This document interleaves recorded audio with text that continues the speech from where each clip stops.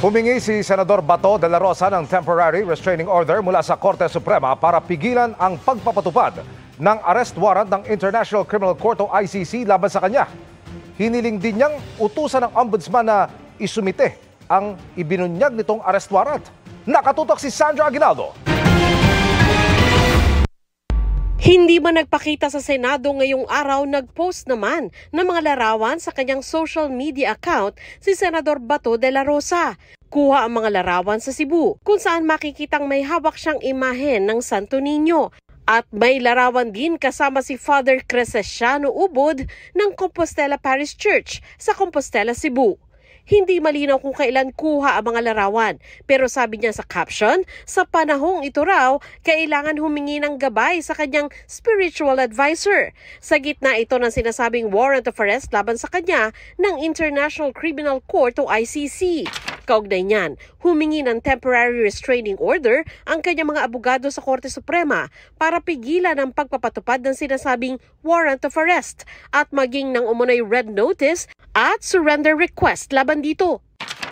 Sa isang very urgent manifestation na isinampa kahapon, hiniling din ng mga abogado sa Supreme Court na pagsumitihin sa loob ng 72 hours ang Department of Justice at Department of Foreign Affairs ng sinumpaang written certification na magko-confirm or deny sa nasabing warrant o kaya'y note verbal o anumang komunikasyon kaugnay nito. Nais din nilang pigilan ng kataas-taasang hukuman ang pakikipag-ugnayan ng mga ito sa ICC sa pamamagitan ng diplomatic o law enforcement channels. Binanggit nila ang pahayag ni Ombudsman Jesus Crispin Remulla sa radio program nito na meron ng warrant of arrest laban kay De La Rosa. Anila, naging imminent and real daw ang arrest ni De La Rosa.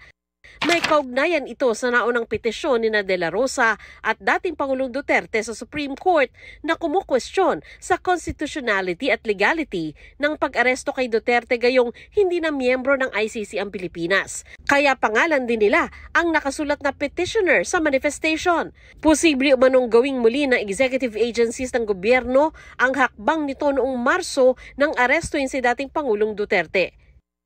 Ngayong araw naman, isa pang very urgent motion ang ifinail ng kampo na humihiling na utusan ng Korte Suprema si Remulla na isumite ang ICC arrest warrant at pagpaliwanagin ito kung paano niya nakuha ito.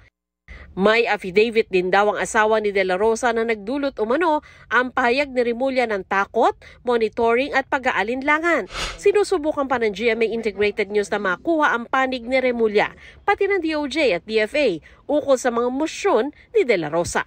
Para sa GMA Integrated News, Sandra Aguinaldo, nakatutok 24 oras.